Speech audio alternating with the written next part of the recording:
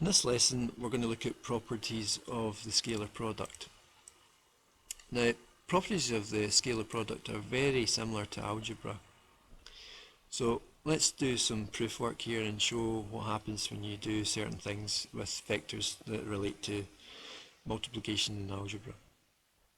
Now, if you look at this case here, in algebra, x times y is the same as y times x. It doesn't really matter which way around you have things. Now, we're going to look at and see if that works with vectors as u dot v equal to v dot u.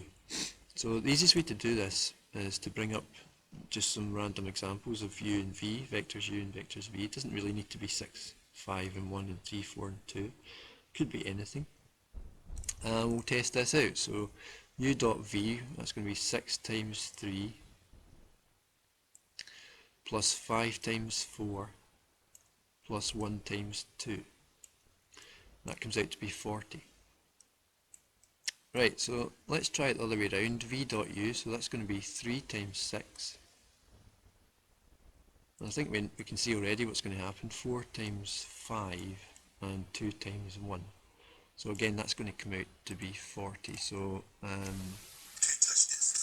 that works out. If you like MC Hammer, it's a bit of him for you. Right, let's move on. Okay, so properties of the scalar product. Let's look at x times x in algebra, and that gives you x squared. What happens when you multiply u by itself? Does that equate to the magnitude of u squared? Well, let's have a look. Let's take an example. Let's say u doesn't need to be 651, could be anything. So u dot u is going to be 6 times 6. If we think of another, if you imagined another u here, it's badly written, but that's what you would have, isn't it? So you'd have 6 times 6 plus 5 times 5 plus 1 times 1. So that would give you 62. 36, 25 plus 1.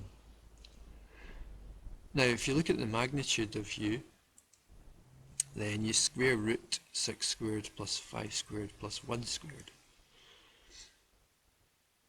So that's going to be 36 plus 25 plus 1, so square root of 62. So then if you square that up, you're going to get 62. So these are the same thing. The u dot u is the same as the magnitude of u squared. I suppose another way to look at this is if you look at the formula sheet, then you'll get u dot u is equal to magnitude of u times magnitude of u, I'm trying to write this with a mouse, it's hard, times the cos of that angle in between them. Now the cos of that angle in between these vectors u dot u is 0, and the cos of 0 we should know is 1. So basically you can end up with the magnitude of u squared. So that's another way to look at it. So, okay, let's move on from that. Right, final example here. We're going to look at multiplication of brackets in algebra. A times b plus c. That works out as a times b plus a times c. You did lots of that earlier on in maths. You had a 5 and an x plus 2, and that worked out something like 5x plus 10.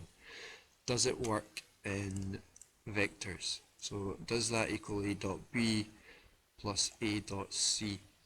Well, again, the easiest thing to do is to test this out with some variables, so we can use a, b and c to be these. So let's see what happens.